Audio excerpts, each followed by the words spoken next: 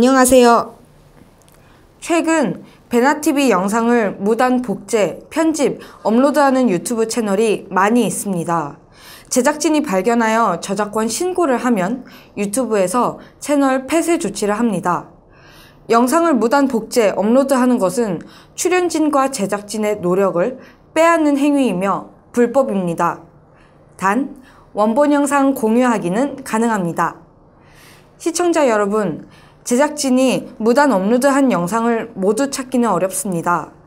베나TV 영상이 다른 채널에 업로드된 경우 즉시 댓글, 제작진 이메일로 신고하여 주시기 바랍니다. 그리고 신고해 주셨던 분들 감사합니다. 더불어 후원금, 구독하기, 그리고 광고 시청도 부탁드립니다. 감사합니다.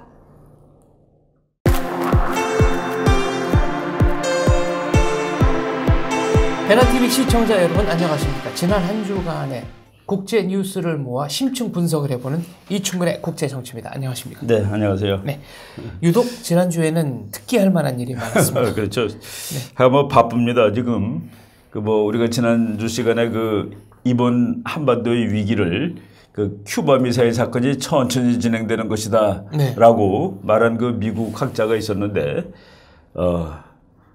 바로 지금 우리가 천천히 진행되는 이 사건들이 하루하루 따라가기도 어려울 정도로 이렇게 일어나고 있습니다. 네, 하나하나 짚어보겠습니다. 네네. 4월 26일 날 미국의 상원 의원 100명 그렇죠. 전원이 백악관에서 브리핑을 받았습니다. 예. 지금 아주 특이한 일인데 트럼프 대통령이 상원의원 100명 전원을 백악관으로 불렀는데 이렇게 미국 텔레비 같은 데 보니까 버스를 타고 나가더라고요. 네. 버스 타고 가가지고 이제 브리핑을 들었는데 브리핑을 해준 사람들이 국방장관, 국무장관, 그리고 합참의장, 그리고 국가정보위원회 위원장 네 명이 북한에 대해서 이제 설명을 해줬는데 설명을 들은 다음에 이제 나오는 재미있는 얘기가 지금 국회의원들이 더 분노하고 있다는 얘기입니다. 이런 걸 가만 놔둬도 되느냐? 이것을 왜 우리가 그냥 아직 보고 있느냐? 그래서 오히려 미국 행정부 관리들이 그 사람들을 흥분을 가라앉힐 정도로 이런 100명을 다 불러갖고 얘기한 것도 아주 특이한 경우고, 그리고 미국 국회의원들이 그것을 듣고서 막 분노하고 있다는 것은 놀라운 일이고.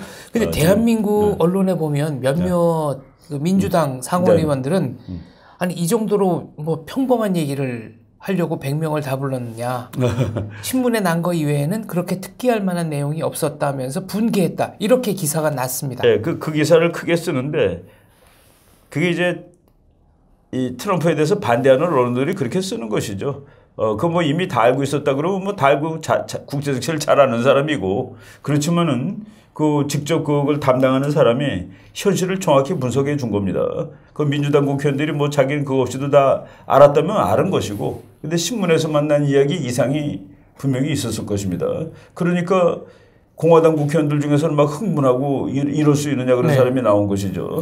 민주당 사람들은 다 알아서 다 알던 얘기 했다라고 얘기할 수 있겠습니다만은 그거는 입장에 따라서 달라지겠죠. 아무튼 진실은 미국의 상원 의원들이 100명이 가서 그 브리핑을 들었고 예외 없는 역사에 없는 그런 일을 트럼프 대통령이 상원 의원들한테 정보를 제공해 줬다는. 네, 그리고 북한에 얘기입니다. 대해서 모두 격분했다 이런 얘기죠. 그렇죠. 그리고 북한에 대해서 많이 화를 냈고. 네. 4월 28일 북한이 평안남도 북창에서 북동 방향으로 미사일을 쐈는데 역시 실패했습니다. 네. 지금 트럼프가 대통령 된 다음에 북한이 9번째 쏜 미사일이라고 보시면 됩니다. 그리고 횟수로는 6번째입니다. 근데 우리가 전번에도 얘기를 했습니다만은 4월 16일 날 펜스 부통령이 왔을 때 쏘고, 그리고 12일 만에 다시 쏜 겁니다. 다시 쐈는데 요번에는 40km를 날아간 걸로 되어 있습니다. 40km를 날아갔다는 것도 이렇게 오래 날아간 건 아닌데, 이번은 미국이 그 미사일이 어떤 종류인지를 확인을 했습니다. 그래갖고 이제 미국이 붙인 암호명인데 KN.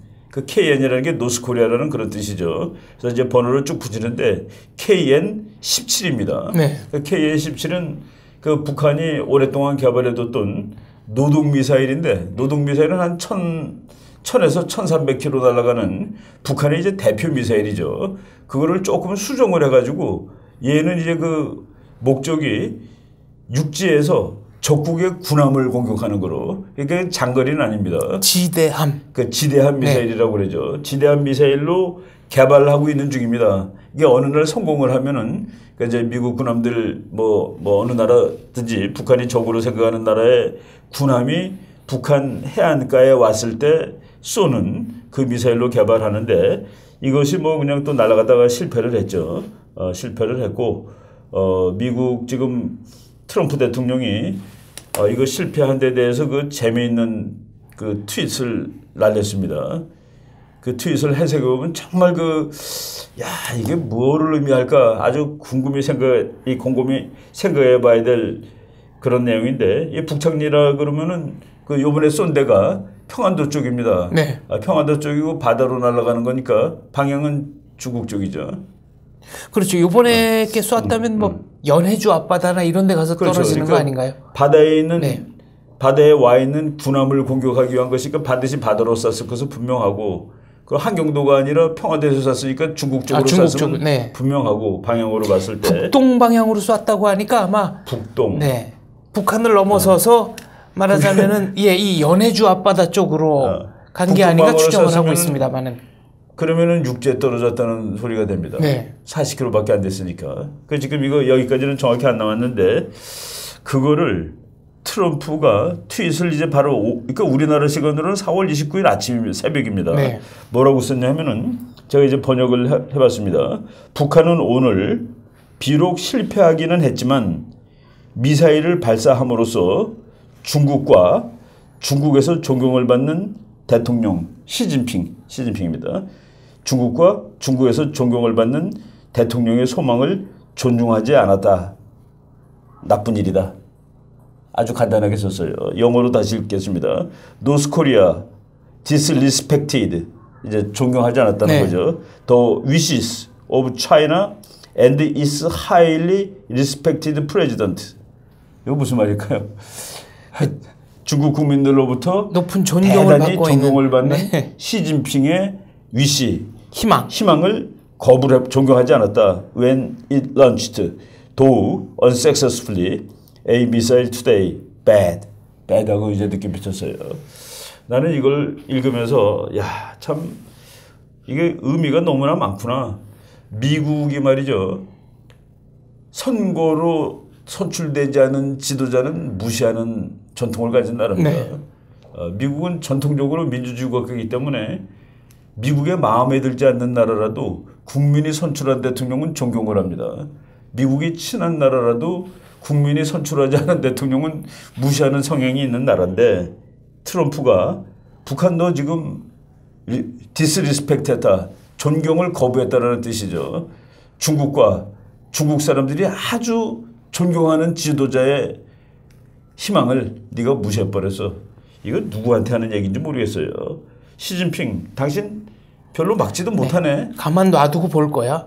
이런 얘기네요. 지금 도와준다고 얘기하고 며칠 지났는데 북한이 할 짓 다 하네. 이런 얘기를 한 것인지. 그리고 시진핑한테 중국으로부터 대단히 존경받는 지도자라고 이렇게 쓴 거가 정말 이 사람이 진심으로 쓴 건지 그렇지 않으면 어떤 의도를 가지고 쓴 건지 이거 잘 모르겠습니다. 아무튼 지금 북한이 4월 28일 미사일을 또 쏘고 그리고 이제 앞으로 뭐 언제 또 미사일 쏠지 언제 핵실험할지 지금 우리나라 이 군사 전문가 국방부 이런 데 얘기 들어보면은 아무 때나 이 김정은이 명령만 내리면은 핵실험이고 미사일 실험이고 다 할 수 있다라고 지금 얘기하고 있는 상황이거든요. 바로 지금 이런 그 긴장이 진행되고 있다고 볼 수가 있겠습니다. 네, 일촉즉발 상태로군요. 네. 그런데 트럼프 대통령은 로이터 통신과 인터뷰를 하면서 사드 배치 비용, 한국에 배치한 비용에 청구서를 내밀었습니다. 그렇죠. 한 1조 원 정도 되는데요. 이거 지금 트럼프가 하는 말이 정말 해석하는 사람을 정신없게 만듭니다. 해석하는 사람을 정신없게 만드는데 지금 그 트럼프가 로이터 통신하고 무려 42분 동안 인터뷰를 했습니다. 42분이면은 대단히 긴 것이죠. 그렇죠. 1대1 인터뷰니까요. 트럼프가 대통령에 취임하고 이제 100일이 다 돼가는데 그 100일을 이 기념을 뭐 기념이라고보다도 하여간 100일을 맞이하여 한 그 인터뷰라고 보실 수 있는데 그 로이터 통신의 그 인터뷰 제목이 재밌습니다. 메이저, conflict with North Korea possible. 그러니까 트럼프는 베릴이라는 말을 2번 쓰고 배드라는 말을 2번 쓰고 뭐 그런 아주 쉬운 용어를 여러 번 써가지고 강조법을 쓰는데 메이저 conflict with North Korea. 북한과 중요한 분쟁 가능성이 있다. 근데 그다음에 but seek diplomacy.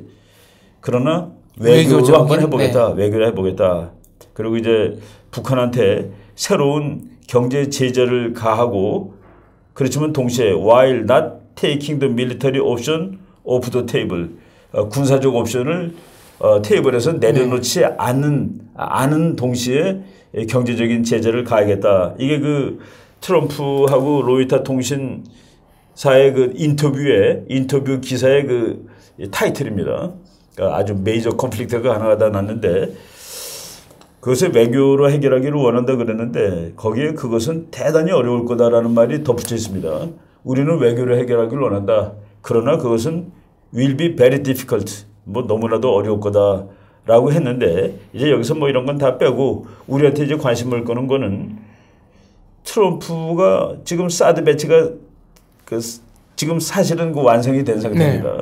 완성되자마자 그 사드 미사일 가격을 한국이 내기를 원한다. 그 얘기는 내라도 아니고 원트라는 말을 썼습니다. 나는 이러기를 원한다. 한국이 그 미사일 가격을 내기를 원한다. 그리고 거기에 이제 그런 말이지만 이 스피너미널 그게 뭐냐면은 우리말로 하면 그건 정말 끝내주는 무기야 그런 뜻입니다. 이건 뭐 정말 무지막지하게 훌륭한 무기지. 그리고 비싸고 그리고 그 본문 쭉 보면은 이것은 한국을 막아주는 거고 한국을 위한 것이고 이런 말이 여러 번 나와요. 그러니까 한국이 그런 거 내야 되지 않겠어? 돈을 내기를 원한다라고 이렇게 썼는데 이것 때문에 지금 한국 사회에서 상당히 그 뭐 논란이 분분합니다. 네, 우리 국방부는 한미 간 국가 협정에 따라서 이 비용은 100% 미국이 내는 것이다라고 발표도 했습니다. 그렇죠. 100% 미국이 내는 것이고 그거 사올 때 약속을 다 했습니다. 그리고 그 주한미군 주둔군 협정에 보면은 우리가 제공하는 것은 주로 이제 그 부지하고 그리고 어떻게 거기에 필요한 뭐 전기급 같은 거 이제 우리가 뭐 부담해 줄 수가 있겠죠. 그리고 그 운영하는 무기하고 운영 자금은 미국이 된다라고 다 돼 있습니다. 그래서 이제 그거는 좀 엉뚱한 얘기인데 그리고 이게 더 엉뚱하다는 건 뭐냐면은 야 우리가 그걸 갖다 놨으니까 네가 돈을 내야 되지 않겠냐 하는데 그 운영의 주체가 한국군이면 이 말이 맞습니다. 그러니까 미국이 한국한테 줬으니까. 그런데 이걸 운영의 주체가 미국이기 때문에 미군이 여기서 다 자기 마음대로 쓰는 거거든요. 그래서 이 말은 사실은 그 터무니가 없는 얘기가 될 수 있습니다. 그런데 이 얘기를 했다는 거가 도대체 무슨 뜻일까? 요것 이외에 또 하나 그 중요한 한국에 대한 언급이 그 한미 FTA가 5년 전에 있었잖아요. 한미 FTA 때문에 미국이 너무나 적자를 많이 보고 있다. 그래서 한국하고 그것을 새로이 협상을 새로 해야 되고 그리고 협상이 안 되면 그러니까 끝내버리겠다. 종료하겠다. 그래서 이게 도대체 무슨 의미일까? 지금 한국은 바로 선거를 며칠 앞둔 시점에서 이게 무슨 생각을 가지고 이런 얘기를 했을까 하는 것이 이제 대단히 궁금합니다. 그래서 지금 뭐 언론이라든가 이런 데서 지금 막 그 혼동, 그러니까 서로 상반되는 그런 주제가 나오는데 요거를 한국 문제만 땅 띄워놓고 보면은 그 로이터 통신하고 인터뷰한 그 전체 맥락을 알 수가 없습니다. 그래서 그 몇 가지 이제 더 볼게요. 몇 가지 더 보면은 사우디아라비아 얘기 있습니다. 야, 사우디아라비아 너는 왜 방위비를 이렇게 조금 내? 라는 말이 거기 들어가 있습니다. 이 인터뷰에. 그리고 거기에 대만 총통이 그 차이 잉원 총통이 최근에 트럼프랑 다시 전화할 수 있다라고 얘기를 했어요. 그런데 트럼프는 그건 안 해. 원차이나 정책을 지지하겠다. 그러니까 대만 총통하고 전화 다시 하지 않을 거야. 라고 얘기하면서 그 이유를 댔습니다.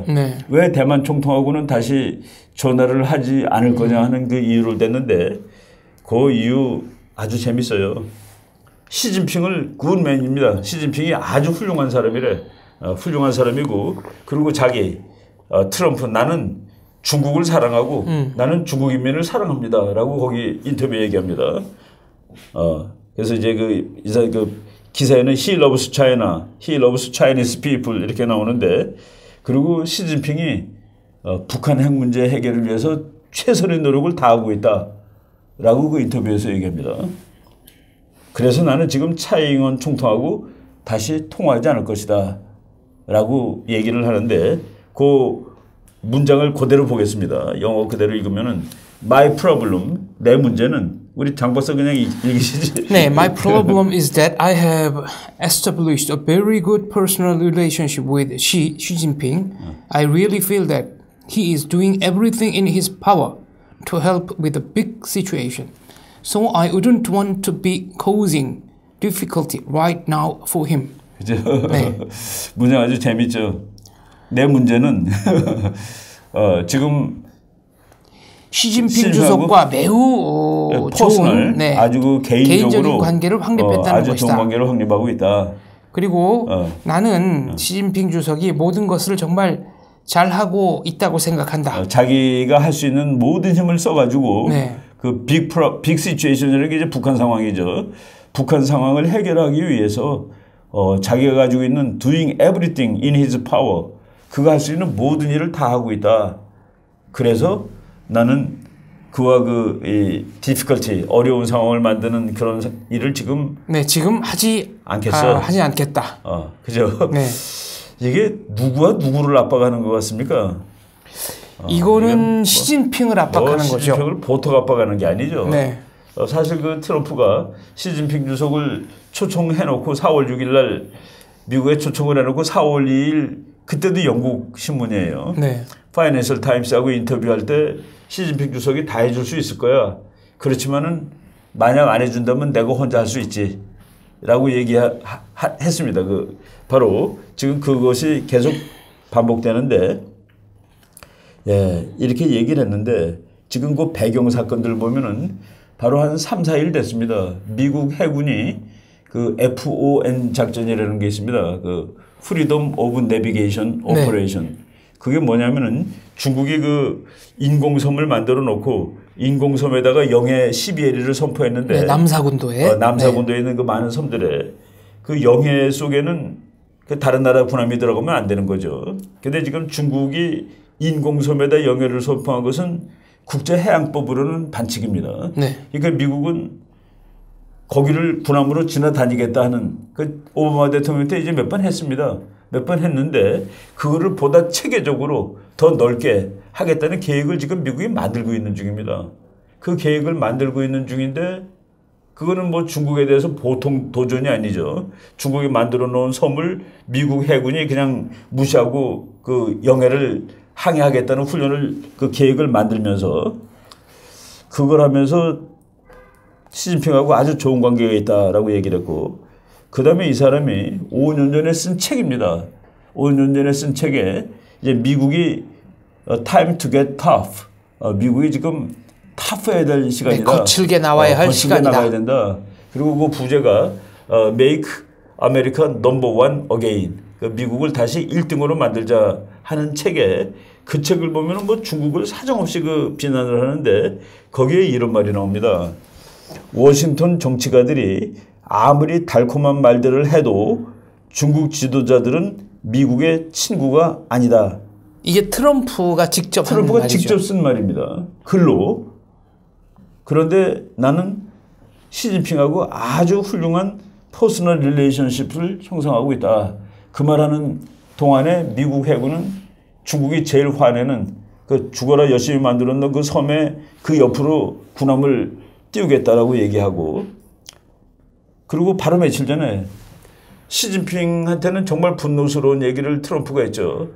한국 국민들 시진핑 주석이 말이죠. 나랑 밥 먹을 때 한국은 원래 중국 거였다고 말합디다. 라고 얘기를 한 거는 바로 며칠 전입니다. 일주일이나 되나요? 그렇죠? 예. 그리고 지금 이제 또 중요한 문제가 뭐냐면은 지금 대만이 미국한테 그 비행기를 사겠다고 지금 이제 구매 의향서 네. 이건 뭐 이미 다 써놓은 상태고 그 7월 달에 그걸 제출하게 돼 있습니다. X-35B란 F-35B인데 네. 그거는 이제 해병대 버전입니다. 해병대 거는 이렇게 뜹니다. 비행기가. 네. 내리기도 이렇게 내리고. 거의 수직 이착륙이 되죠. 네. 대만이 수직 이착륙기를 사겠다는 거는 왜냐하면은 중국의 미사일이 좋아져서 그러니까 PRC 네. 중화인민공화국의 미사일이 좋아져서 대만을 공격하면 대만 비행장이 다 파괴됩니다. 그럼 이렇게 뜨는 비행기는 못 뜹니다. 네. 이렇게 뜨는 비행기는 괜찮잖아요. 그죠? 그래서 그걸 사겠다고 그러는데 지금 그거를 한 대당 1억 달러짜리입니다. 그거를 이제 수십 대 살라고 지금 대만이 그 계획을 하고 있는 거예요. 그래가지고 금년 7월 중에 구매 계획서를 제출할 상황으로 있습니다. 이게 이제 트럼프도 사실은 골치가 아플 거예요. 이런 모든 상황이 장사꾼이 이 무기 안 팔 수도 없잖아요. 그죠? 네. 그리고 원래 팔겠다고 얘기했고 근데 팔면은 시진핑이 또 화를 낼 거고 시진핑이 화를 내면 북한 문제가 해결이 안 되고 근데 북한은 보니까 시진핑 주석이 뭘 해준다고 그랬는데도 불구하고 계속 뭘 하고 있고 네. 미사일도 쏘고. 예. 그래서 이제 이것을 해결하는데 이제 해석하는데 이제 어떻게 해석해야 될까? 그래서 내가 이거저거 이렇게 자료를 보다 보니까 트럼프가 한 말 그리고 트럼프가 나중에 말 바꾸는 패턴 이런 것들이 있는데 그것이 그 사람이 얘기했던 그 사람이 썼던 책에 다 나와 있는 얘기입니다. 아트 오브 더 딜 협상의 기술에 나오나요? 아트 오브 더 딜이고 네. 아트 오브 더 딜 말고 트럼프식으로 협상하기라는 책은 트럼프가 쓴 건 아닌데 그 조지 로스라는 사람이 쓴 건데 트럼프의 협상 행태를 이렇게 그 요약을 해놓은 거예요. 근데 이제 몇 가지 사례를 보면은 트럼프 대통령이 대통령 선거하는 동안에 제일 황당하게 얘기한 게 나토는 이거 끝이야. 나토 is obsolete 그랬습니다. 네. 그거는 옛날 거고 지금은 하등에 쓸모가 없어. 라고 그래서 그 유럽 사람들을 경악을 시켰습니다. 그 프랑스나 뭐 독일 이런 데는 황당한 거죠. 네. 나토가 있으나 마나한 거라고 그러니까. 그런데 대통령이 된다면은 나토는 꽤 중요한 거야라고 말을 바꿉니다. 그 다음에는 뭐라고 그러냐면은 돈 좀 내? 분담금 더 내. 분담금 좀 더 내시오. 당신네들 나토 중요하니까 내가 그냥 지켜줄 테니까 분담금 더 내라 그랬습니다. 한국에 대해서 얘기한 거는 그 아까 여기 그 워싱턴 정치가들이 아무리 달콤한 말들을 해도 요 말이 나온 그 책에 한국에는 지금 그게 이제 벌써 5년 6년 전인데 지금하고 숫자는 같아요. 28,500명의 미군이 주둔하고 있다. 미군이 한국에 주둔한 것이 좋다면은 그럼 한국 돈 내야 되는 거 아니야? 라는 문제가 그 책에 있습니다. 그리고 이제 유세하는 동안에는 한국 돈 너무 조금 내고 니네들 거기서 전쟁 나면 니네들끼리 싸우라지. 그런 말도 했습니다. 그러고서 너네들 싸우면은 그 뭐 핵무기를 만들든지 우리가 더 이상 도와주지 않아도 된다라는 얘기했고 그러다가 대통령이 된 다음에 우리나라에 처음으로 그 황교안 대왕한테 전화 걸어서 걱정 말라. 한미동맹은 100% 철갑동맹이다. 라고 얘기했습니다. 그리고 그 다음에 가장 최근에 미국 부통령이 한국 와가지고 We are with you 100%. 우리는 당신네들하고 100% 함께 있을 것입니다. 라고 얘기하고 그리고 며칠 있다가 사드 뭐 전격으로 배치해놓고 그리고 배치하고 한 2, 3일 된 다음에 그거 돈 내. 라고 지금 얘기를 하는 거 아주 재미있는 패턴이 나온 겁니다. 예, 이게 그 앞으로 며칠 있다가 우리 국민들을 확 안심시키는 말이 나올 가능성이 상당히 높습니다. 우리 국민을 그렇지 않지 그 안심시킬 가능성이 며칠 사이에 나올 가능성이 있는데 그러니까 1조 원 내라고 한 거는 일종의 그 협상 전략이다 이런 말씀이시죠? 그렇죠. 완전히 협상 전략이죠. 네. 그리고 이거는 좀 약간 터무니없는 거 우리 이미 말씀드렸습니다만은 한국한테 준 게 아니라 미군이 들고 있는 거거든요. 그리고 이것이 들어올 때도 미국군 사령관이 원해서 갖고 온 거고 우리가 사드를 배치해달라고 그런 적은 사실은 없습니다. 그리고 만약 정말로 그 군사 전략적으로 보면은 나는 그 사드는 그렇게 효용이 높은 무기라고 보지는 않습니다. 그러니까 효용이 높다는 거가 뭐 북한 것을 쏘지 못해서가 아니라 지금 북한의 핵 위협 앞에 가장 약한 방법으로 대응을 한 거예요. 북한은 우리를 공격한 무기 있는데 우리는 거기 우산을 펴든 겁니다. 사실은. 그런데 그 너무 우산이 비싸요. 솔직히. 지금 한 발에 포대 하나에 10억 불이라고 그랬는데 네. 그래서 내가 10억 불이면 어느 정도가 되느냐. 10억 불이면 말이죠. 10억 불이면 이지스함 한 척이 10억 불입니다. 이지스함은 엄청난 공격력을 가지고 있거든요. 그리고 방어력도 좋고 그리고 F-15K라는 지금 우리가 갖고 있는 최고의 전투기 열대값입니다. 이게 열대값 그 열대보다 더 효용이 있냐 하는 그 문제가 생기고 그리고 더 문제는 그 방어무기 이건 뭐 최신 방어무기 때문에 값이 비쌀 수밖에 없는데 그거면은 핵폭탄 여러 발 갖고 올 수 있습니다. 전술핵을 전술핵을 여러 발 갖다 놓을 수 있는 돈이거든요. 핵폭탄은 한 발에 이게 지금 10억 불이라고 그랬는데 한 발에 1억 불 절대 안 듭니다. 다 개발하는 과정에 겨우 한 1억 불, 2억 불이면 돼요. 그리고 개발한 이후에는 그 단가가 쭉 내려가기 때문에 그 차라리 전술핵을 갖다 놓는 것이 저거보다 돈도 싸고 효과도 더 있다라고 저는 보는 편이죠. 그런데 지금 어쨌든 이걸 갖다 놓기로 했는데 지금 미국이 갑자기 그 돈을 내라는 얘기를 한다. 뭐 한국 국내 정치에 영향을 주는 것일지 또는 앞으로 차후 미래 미국이 협상하는 데 도움을 주는 것인지 뭐 우리 한국 국내 정치는 코멘트 뭐 하지 마십시다. 네, 한국 국방비는 그러면 전 세계 주요 나라를 기준으로 했을 때 그렇죠. 어느 정도냐 여기서 이걸 우리가 살펴봐야 될 것 같습니다. 팩트를 얘기해 보면은 팩트를 얘기하겠습니다. 지금 미국 국방비가 한 6,100억 달러 정도 되는데 네. 그것이 미국의 GDP의 3.3% 정도입니다. 지금 쭉 내려가 있는 상황이에요. 네. 이게 오바마 마지막 해 2016년 거거든요. 네. 트럼프는 이걸 다시 올립니다. 그런데 미국은 냉전 시대 때 평균 6%를 국방비로 썼고 한국 전쟁 때는 12%까지 씁니다.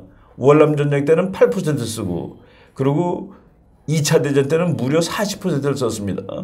그런데 한국의 국방비는 지금 GDP의 2.7%입니다. 미국보다도 덜 쓰는 미국보다 훨씬 덜 쓰고 이스라엘은 5.8입니다. 네. 이스라엘의 절반도 안 됩니다. 2.7이니까 5.4가 되잖아요. 곱하기 2 하면은. 근데 이스라엘은 5.8이거든요. 그래서 우리나라가 지금 있는 요 국방비를 가지고 미국이 국방비가 너무 적다라고 얘기할 때 아니다라고 얘기할 수는 없습니다. 사실은. 그리고 이것을 다른 부분하고 비교해 볼 땐 특히 더 차이가 나죠. 그러니까 우리나라는 복지비가 국방비보다 한 3배쯤 됩니다. 그래서 우리 언젠가 국제정치 옛날 프로그램에서 한 적이 있을 거예요. 그 미국의 더그 밴도우라는 그 학자가 한국을 미국의 국제적인 방위망에서 발로 쳐버려라라는 논문을 쓴 적이 있습니다. 킥아웃이라는 말을 직접 썼어요. 네. 한국을 그 미국의 그 세계적인 방어망에서 발로 쳐버려라. 그리고 그 밑에 부제가 뭐냐면은 한국은 웰페어 퀸, 복지의 여왕이 있다는 사실을 자부하는 나라다. 미국은 복지도 못하고 세계 국방을 하고 있는데 한국은 미국이 다 도와주니까 그렇다. 뭐 그런 얘기가 되겠죠. 그 저자의 주장에 의하면. 그 저자의 주장대로라면 한국 국민들은 미국 덕분으로 안보에 무임승차하면서 별로 고마워하지도 않고 그렇죠. 자기들이 써야 할 국방비조차 안 쓰면서 그렇죠. 복지를 늘린다 이런 얘기를 그래서 그 복지의 퀸을 가지고 있는 그때 박근혜 대통령이 여자니까 네. 웰페어 퀸을 가지고 있다는 사실을 국민들이 자부하는 나라다. 부제. 그리고 앞에 전제는 한국을 미국의 세계적 방해망에서 차버려라. 킥아웃. 뭐 아주 그 험악한 얘기를 썼는데 제가 지금 2016년 기준으로 우리 국방비는 미국보다 훨씬 적다. 아마도 미국이 여기 28,000명을 유지하면서 쓰는 국방비가 우리 국방비랑 거의 비슷할 겁니다. 그러니까 우리 국방비는 사실은 2.7%가 아니라 5% 넘는 거죠. 미국이 그만큼 여기 와서 써주니까. 그러니까 미국이 이제 그걸 가지고 데이터 가지고 시비 걸 수 있는 그 거리로 사용을 하고 있는 것은 틀림없습니다. 네. 그리고 뭐 다른 나라들 프랑스도 2.3% 쓰고 인도 2.5% 이런 나라들은 사실 국가 안보가 별로 심각하지가 않음에도 불구하고 2%를 더 쓰는데 한국이 2.7이라는 건 너무 이제 적다. 그래서 이제 내가 지금 방금 말했던 논문 제목이 이거군요. 네. 더그 밴드온 사람이 Kick Korea out of the U.S. defense door. 그러니까 미국이 세계를 지켜주는 그 방어망에서 한국을 발로 차버려. 이거 참 그 황당한 얘기인데. 근데 지금 뭐 그 내용을 우리가 다 이렇게 분석하기 전에 트럼프처럼 협상하라라는 책이 있습니다. 조지 로스라는 사람이 쓴 건데 우리말로도 번역 나와 있어요. 네. 요게 그 최근에 그 외교안보연구원 그 이동휘 교수가 트럼프처럼 협상하라를 이렇게 요약해가지고 짧은 글로 써가지고 그 외교관들 보는 그 신문에 이제 그 전제한 게 있더라고요. 그 제가 그걸 조금 그 했는데 참고를 했는데 트럼프의 협상 전략을 두 개로 봅니다. 1. 담대한 비전. 황당한 말을 던지는 거예요, 일단. 이게 무슨 소리야? 도대체 무슨 뭐 도깨비 같은 소리 하냐는. 그리고 두 번째가 효율적인 체계. 그러는데 이 담대한 비전이라는 게 뭐냐면은 상대방이 미처 생각하지 못하는 수준의 발상을 그냥 탁 던지는 겁니다. 갑자기 얘기를 해가지고 분석하는 사람이 황당한 거예요. 대응을 못하죠. 일주일 전에 한 말하고 이렇게 다르냐고서. 그리고 효율적 체계라는 것은 수준 높은 기획 능력. 이것이 그냥 막 하는 얘기가 아니라 다 계산하고 하는 얘기다는 그 얘기입니다. 그래서 그 담대한 비전. 그러니까 이제 우리가 좋은 말로 하면 담대한 비전인데 어떻게 말하면 좀 황당한 발상이죠. 흔들기네요. 상대방 흔들기. 하는데 그게 이제 하나의 중국을 재검토하겠다라고 얘기한 거. 그게 그 임기 시작하기 전에 이제 하나의 중국이 아니야. 이것도 바로 담대한 비전에 속하는 겁니다. 그다음에 나토 그거 웃기는 거야. 있으나 마나야. 그것도 담대한 비전이죠. 그리고 한국 니네들 싸우려고 마음대로 싸워봐. 우린 그냥 구경할게. 이게 좀 황당한. 그래놓고 그 다음에 이제 그 상대방이 황당하고 어쩔 줄 모르고 뭐 이렇게 대안을 찾아야 될 때 거기서 이제 미국이 대안을 제시하는 겁니다. 그래서 광폭의 발상은 담대한 비전은 상대방이 그 의도를 알기 힘들다. 그래서 미국은 의도를 숨길 수 있어요. 트럼프는 자기 의도를 숨기고 있습니다. 그 의도가 뭔지를 우리가 지금 모르는 거죠. 그 상대방은 항상 그 애매모호할 수밖에 없다. 그리고 트럼프는 언제나 지금 트럼프에 대한 그 우리 학자들의 일반적인 언급이 uncertain입니다.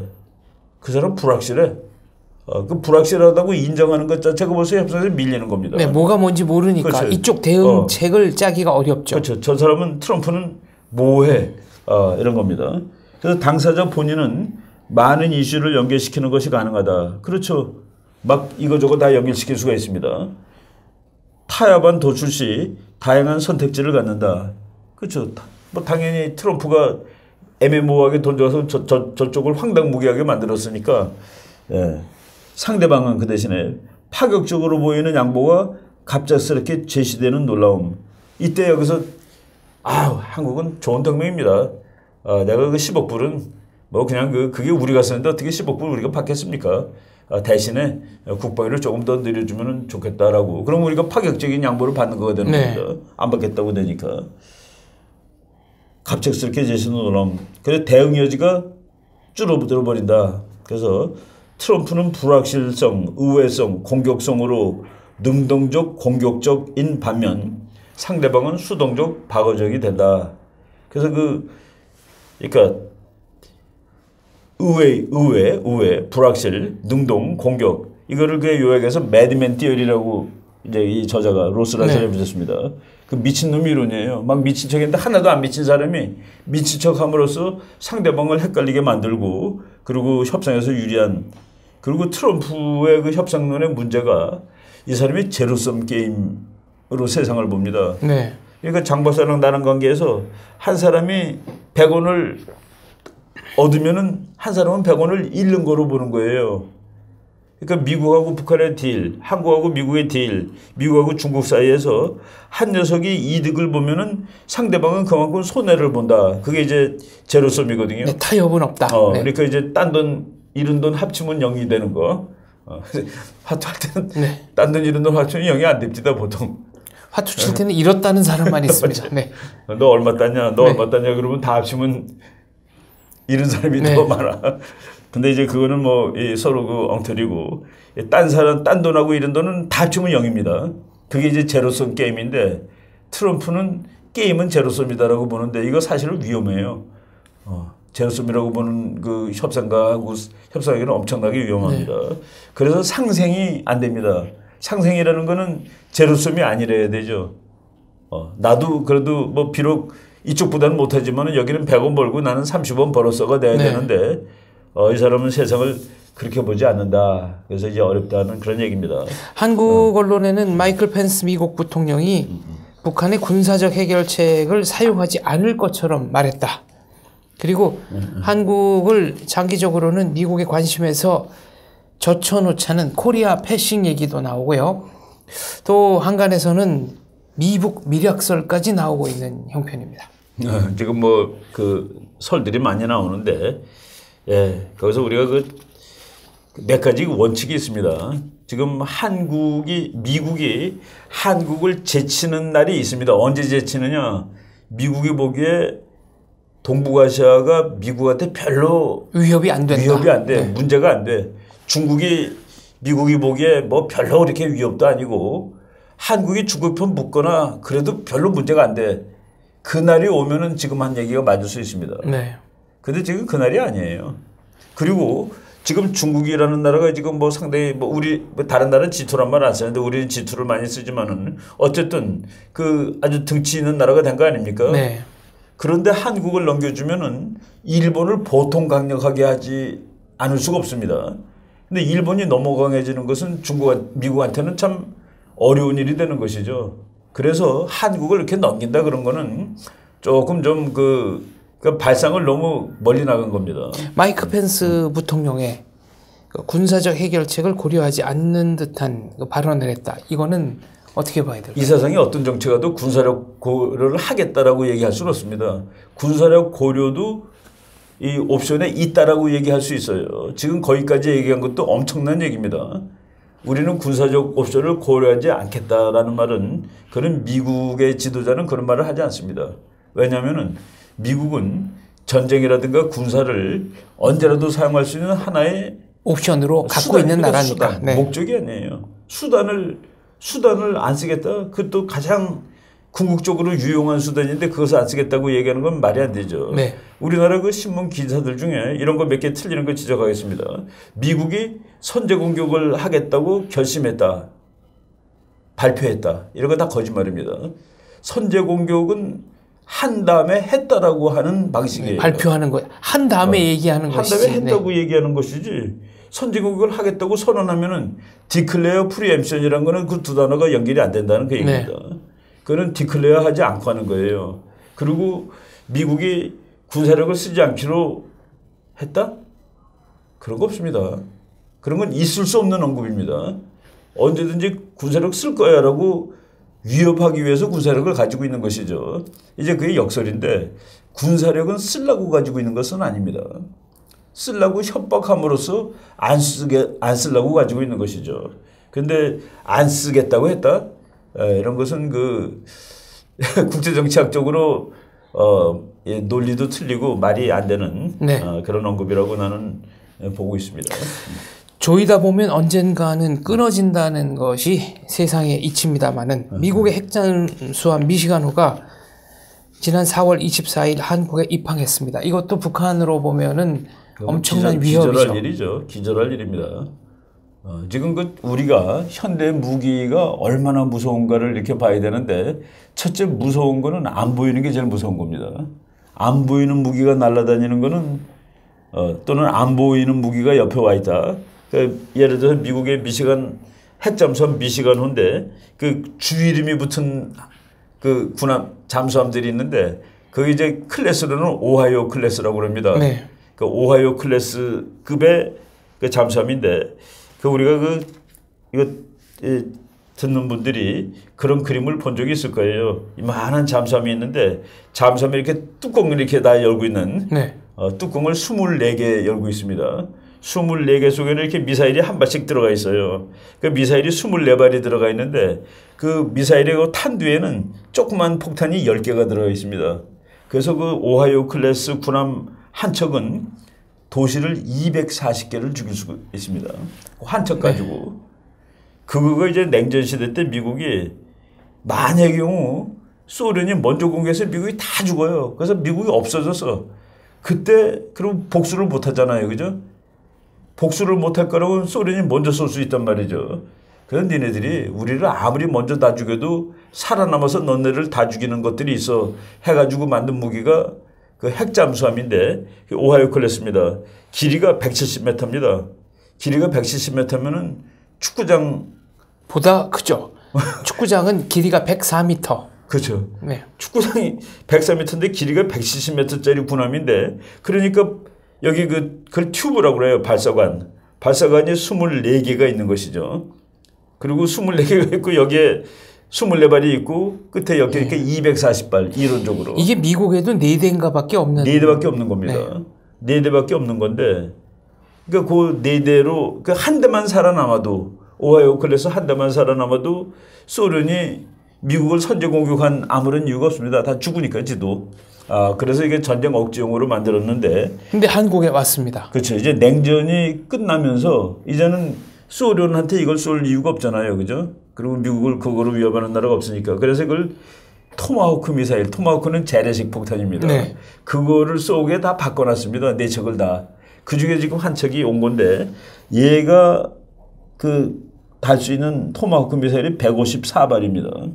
이번에 얼마 전에 그 트럼프가 4월 네, 시리아. 네. 시리아를 포격한 것이 59발인데 얘가 지금 갖고 있는 것이 154발이다. 그러니까 그거에 거의 2.5배쯤 그러니까 북한의 표적을 154개를 공격할 수 있다는 그런 얘기가 되죠. 그리고 이거는 또 무서운 게 뭐냐면은 특공대가 탑니다. 특공대가 66명이 타는데 특공대가 지금 네이비실 6라는 거 6명으로 구성된 그 특공대인데 이게 바로 유인 암살용 뭐 유인 또 뭐 미국 사람 병사들 구출용 이런 걸로 쓰는데 그것이 지금 그 한국에 와 있다. 4월 24일 날 왔습니다. 이미 입항을 했습니다. 입항해 있습니다. 네. 그리고 여기 그냥 있는 거죠. 어디 있다는 건 안 가르쳐 주는데 어디 있는 걸 몰라야지 북한에 쩔쩔 맬 테니까. 그래서 그 지금 하여간 뭐 길이가 170m 톤수가 이제 이놈이 물에 깔아졌을 때 나오는 물이에요. 그게 18,000톤. 그러니까 뭐 엄청난 거죠. 3개월 이상 잠항이 가능한. 그렇죠. 걔는 물속에서 3개월 동안 안 나와도 됩니다. 그러니까 보통 숨쉬러 나옵니다. 그 물고기처럼 네. 잠수함들이 다 이렇게 나오는데 그래서 이제 산소 공급하고 그러고 또 들어가고 그러는데 얘는 3 내지 4개월 동안 아예 물속에만 있을 수 있어요. 그러니까 들키질 않는 거지. 그래서 저 영화 같은 데 보면은 얘가 이렇게 가는데 뒤에 바람개비가 이렇게 스크류가 돌잖아요. 거품이 없어요. 추적이 안 되는 거군요. 그러니까 네. 뭐 그래서 우리나라 잠수함들도 거기서는 뭐 그 핸드폰 같은 거 이렇게 따르는 소리 나게 하면 안 됩니다. 그리고 시끄럽게 떠들지도 못하고 그 소리까지도 다 나가니까. 근데 뭐 엄청나게 조용하고 참 무서운 건데 얘가 지금 와 있는데 이것이 미사일 사정거리가 1600km입니다. 그러면은 동해바다에 있으나 서해바다에 있으나 한반도 전역이 다. 한반도 전역 네. 다 되고 중국까지도 산동반도까지 다 가는 거예요. 1000마일을 이제 1600km라고 썼는데 지금 핵잠수함 미시건호가 와 있다 하는 거가 지금 뭐 한반도 상황을 그러니까 군사력 안 쓴다가 아니죠. 이게 와 있는 게 이미 쓰고 있는 겁니다. 이게 와 있음으로 해서 북한이 어느 날 그냥 꿇어 앉았다 그러면 군사력을 아주 효과적으로 쓴 거가 되는 것이죠. 어떻게 보면 항공모함 칼빈슨호보다도 훨씬 더 가공할 무서운 무기이군요. 이게 더 무섭다고 얘기를 했습니다. 네. 이런 거가 더 무서운 거라고. 미국이 4월 26일 날 미사일 발사도 했습니다. 실험인가요? 발사 실험이죠. 실험입니다. 이렇게 이제 어떤 사람은 보면 그럴 거야. 북한이 요만한 거 발사할 때는 온 난리를 하면서 자기는 4,200마일가 4,200마일이면은 1마일이 1.6km니까 한 네. 얼마 됩니까? 한 6천, 7천? 그러니까 완전히 대륙간 탄도미사일이죠. 대륙간. 자기네는 그걸 막 쏘면서 북한이 쏘는 건 못하게 한다. 북한이 쏘는 건 왜 못하게 하냐? 그건 불법이기 때문에. 그 왜 불법이냐? 유엔에서 못하게 그러니까 레졸루션으로 나온 겁니다. 네. 그걸 물론 이제 그 법을 어겼다고 해서 뭐 잡아놓거나 뭐 감옥소에 가는 건 아니지만은 국제 사회에서 북한이라는 그 불량 국가가 이 짓을 못하게 합의를 한 겁니다. 국제 사회가. 그러니까 이제 보이지 않는 법인데, 근데 미국이 미사일 실험하는 거는 뭐 그런 거 규제가 사실은 없습니다. 그래서 미국이 그 4월 26일 날 그 미사일 발사 실험을 했는데, 요번 발사 실험은 아주 재미있습니다. 미니트맨 3라는 미사일인데, 미니트맨이라는 거가 이제 미국이 독립 선언할 때 독립 선언할 무렵에 그 미국의 뭡니까 정규군은 아니고 민병대를 네. 그냥 미니트맨이라고 불렀습니다. 네. 그래서 그 폭탄 이름을 미니트맨이라고 했는데 얘는 보통 그 미국의 이렇게 평지에 구멍을 뚫고 이렇게 통을 박은 다음에 그 통 속에다 집어넣는 겁니다. 그래가지고 전쟁이 나는 날 이제 쏘르르 날아가는 거죠. 근데 요번 거는 그거를 꺼내가지고 이놈을 해체해가지고 비행기에서 싣고 쐈습니다. 아주 특이한 방법으로 쐈는데 아무 데서나 발사할 수 있다 이 얘기를 한 거네요. 그렇죠. 그러니까 그거를 미국이 이제 드문드문합니다. 드문드문하는데 요번에는 그 텀이 너무 짧아요. 텀이 너무 짧은데 2월달에 했습니다. 근데 4월달에 또 했어. 4월달에 또 한 거는 북한 때문에 했다라고 미국 사람들이 아예 얘기를 하고 있습니다. 잠수함 얘기 나온 김에 잠수함 얘기 한 번 더 여쭙겠습니다. 잠수함은 원래 공격형 무기이기는 하지만 4월 28일 미국이 최신형 고속 공격 잠수함 인디아나호를 그렇죠. 진수했습니다. 취역이 된 거죠. 그렇죠. 지금 이것도 뭐 만들기 시작한 지는 몇 년 됐어요. 그러니까 오바마 때 이제 다 계획이 나와서 한 건데 지금 미국 잠수함들이 속도가 무지무지하게 빨라집니다. 속도가 빨라지고 등치가 작아집니다. 그러니까 자꾸 빠르다 하는 것은 그러니까 완전히 그 전술용 공격용인데 얘가 이제 그 뭐 옛날에 우리 그 천안함 사건 났을 때 미국 잠수함이 뭐 부딪혔다 뭐 이런 얘기는 그거는 말이 안 되는 거가 미국 잠수함이 너무 커서 원래 서해바다 못 들어옵니다. 서해바다 평균 깊이가 44m예요. 수심이 낮으니까요. 네. 44m라서 서해를 군사용어로 천해. 그러니까 얕은 바다. 얕을천. 네. 그래 그 잠수함은 들키지 않는 게 일인데 44m짜리 바다에서 지나가면 위에서 보입니다. 그렇죠. 보이겠죠. 그렇죠. 당연히. 네. 고래가 지나가도 보이는데. 그래서 서해바다는 미국군함 같은 그런 대형 잠수함이 활동할 수 없는데 이 버지니아 클래스가 이번에 새로 나왔는데 버지니아 클래스는 자꾸 빠릅니다. 그러니까 걔는 이제 앞으로 서해에도 들어가는 거예요. 왜 서해에 들어갈까요, 미국이? 중국 견제죠. 그렇죠. 네. 국제정치 아주 쉽습니다. 공부 많이 하다 보면은. 이제 중국하고 상대를 해야 되니까 거기 가서 앞바다 가서 근무할 수 있는 잠수함을 만드는 거예요. 그거가 지금 요번에 이제 4월 28일 날 나왔는데 그게 그 잠수함 이제 이름을 인디애나호라고 붙였습니다. 그래가지고 펜스 부통령이 인디애나 주지사 출신이기 때문에 그러니까 미국 시간으로 4월 29일 네. 토요일. 그러니까 우리나라 지금 우리 오늘 여기 한국은 네, 한국 시간으로 이제 4월 28일. 네. 미국 시간으로 4월 29일 날 네. 이제 완전히 이렇게 진수식을 하는데 그 미국 사람들이 그걸 보고 테크놀로지컬 마블이라고 그럽니다. 테크놀로지컬 마블. 이건 뭐 아직까지 나온 거랑 상대가 안 되게 좋은 거예요. 그리고 얘는 그 원자력이니까 이제 이 배가 앞으로 몇십 년 쓰는 동안에 기름 넣을 일이 없습니다. 리퓨얼을 안 해요. 그냥 이제 지금 나와가지고 네. 그냥 계속 다니다가 몇십 년 후에 버릴 때 그냥 버리는 거예요. 이제 기름 이거 원자력이니까. 미국 시간으로 4월 29일 진수라면은 한국 시간으로는 이제 4월 내일이죠. 4월 30일 일요일이 네. 됩니다. 그래서 이제 펜스 부통령이 가서 뭐 우리나라도 이제 그래요. 우리나라 군함 중에서도 보면은 그 이름 붙이는 그 룰이 있습니다. 네. 그러니까 강원함, 뭐 천안함, 그리고 또 무슨 뭐 장명실함, 뭐 사람 이름 네. 붙이는 것도 있고 다 이렇게 이 룰이 있는데 뭐 강원함 이런 그 배 진수할 때는 강원도 도지사가 이제 가고 그러죠. 그게 이제 어느 나라든지 그런 그 재미있는 전통이 네. 있습니다. 그래갖고 인디애나호 그래서 인디애나 주지사였던 펜스 부통령이 이제 가는데 이런 것들 전부 이제 다 북한 앞바다, 뭐 동해바다, 뭐 네. 서해바다 그쪽으로 이제 오는 그런 군함이라고 보시면 됩니다. 오늘 서두에 북한이 KN-17 지대함 미사일 발사 실패했다는 말씀드렸는데 네네. 이건 기술적 결함입니까? 아니면은 레프트 오브 런치 발사 교란 작전 미국에 의한 보니까 요격 폭파입니까?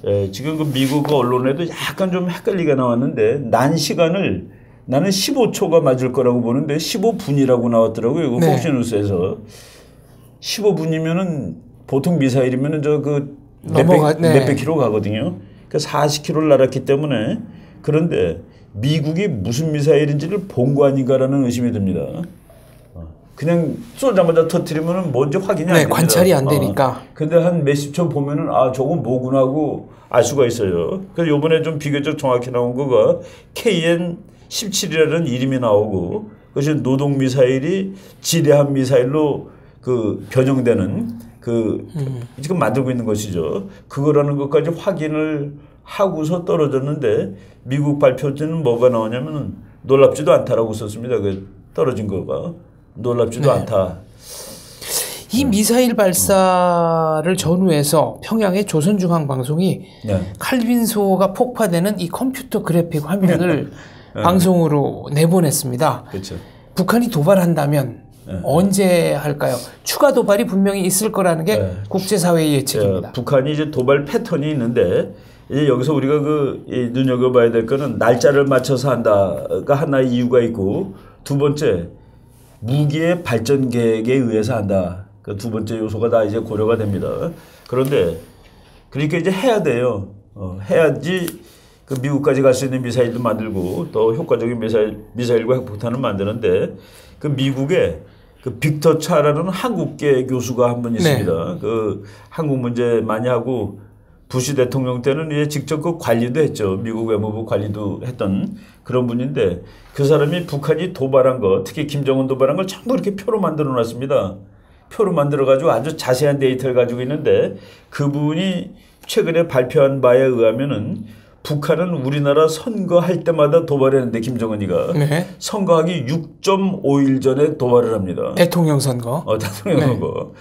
그러니까 우리나라가 대통령 선거 5월 9일이니까 빼기 6.5면은 5월 3일, 5월 3일, 5월 2일, 5월 3일쯤 그 패턴을 본다면은 뭐 이번에 꼭 한다는 게 아니라 아직까지 북한이 그걸 했다라는 그러니까 한국 선거에 영향을 미치고 싶어하는 마음이 분명히 있겠죠.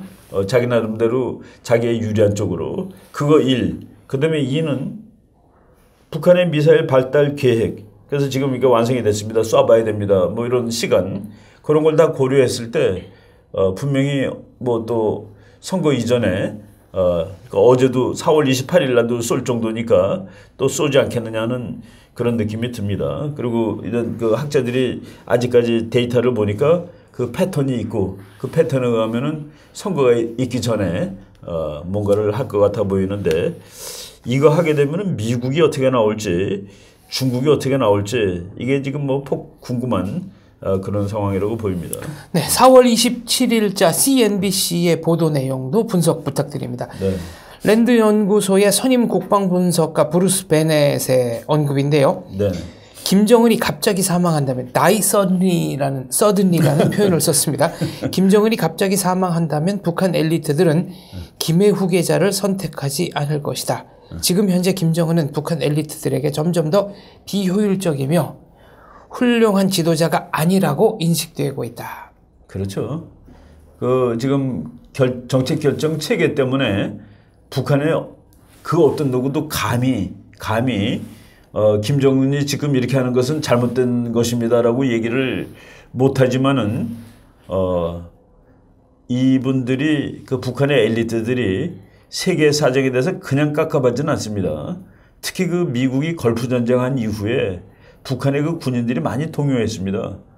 아, 저거랑 도무지 싸움한다는 건 말이 안 된다. 심지어는 중국도 그래가지고 국방계획을 다시 짤 정도가 됐는데 그래서 그것을 아는 사람들 그리고 지금 북한 상황이 뭐 옛날보다 열악하다는 걸 다 느끼지 않겠습니까? 그리고 이게 사는 방법도 힘들고 그리고 육군 대장을 4명이나 대장 또는 그 이상을 5명이나 처단하고 뭐 이런 상황 이런 것들이 북한 내에 알 사람은 다 알 텐데, 예, 여기에서 저 정부는 안 된다라는 그런 의식이 분명히 있을 겁니다. 그래서 우리 브루스 버넷 교수 이 사람은 부인이 한국 사람인가 그럴 거예요. 한국하고 아주 좀 한국에 대해서 잘 아는 그런 사람인데, 이 사람이 북한의 우리의 사드 미사일과 중국의 한국에 미사일 쏘는 거기에 아주 좋은 논문도 있습니다. 네.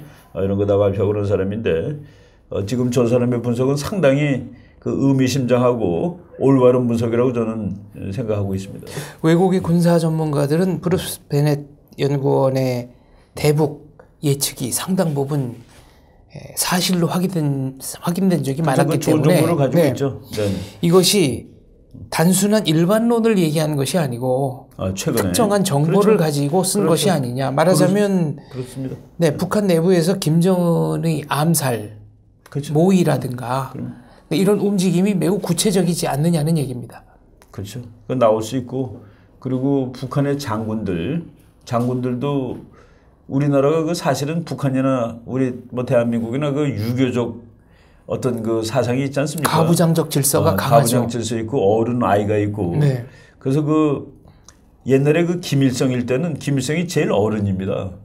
어른이기 때문에 존경하는 그런 것들이 있었죠. 부하들이 김일성보다 다 나이도 어리고. 나이도 네. 어리고, 그리고 김일성은 또 혁명의 표상도 되고, 그리고 김정일까지도 괜찮았던 거는 친구 아들입니다.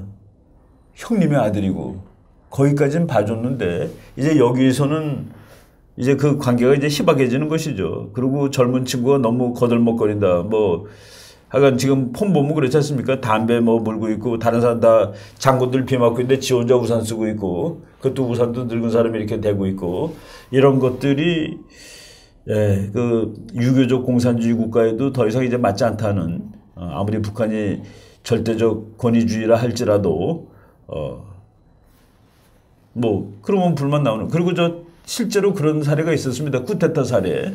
언제 있었냐면은, 2012년, 그러니까 김정은이 권력을 잡은 것이, 아버지가 죽은 것이 2011년 12월 17일이거든요. 네. 그러니까 그날로부터 잡아가지고 2012년이 됐을 때 그해 여름에 리용호 차수라는 사람을 숙청을 했습니다. 리용호는 김정일이가 제일 좋아하던 장군 중에 하나예요. 그러니까 이렇게 얘기했을 거예요. 장군, 내가 죽거들랑 이 젊은 친구를 당신이 뒤에서 많이 좀 잘 봐주시오. 그래가지고 죽자마자 2인자가 됐습니다. 그래서 우리 장례식 하는 사진 보면은 장례차에 이쪽에는 양복 입은 사람 4명이 서 있고, 이쪽에는 군복 입은 사람 4명이 서 있는데, 군복 입은 사람 중에 맨 앞에 서 있던 사람이 리용호 차수입니다. 그러니까 대장보다 하나 더 높은 사람이죠. 여기는 김정은, 그 뒤가 장성택이었습니다. 장성택 죽고 앞에 있는 이 사람도 죽고 그랬는데, 리용호 차수를 여름 무렵에 제거를 하고, 제거하고 얼마 안 됐을 때 일본 신문에는 북한의 한 부대가 골기를 일으켰다라고 나왔습니다. 골기 사건. 그게 뭐냐면은 리용호 차수의 부하들이었겠죠.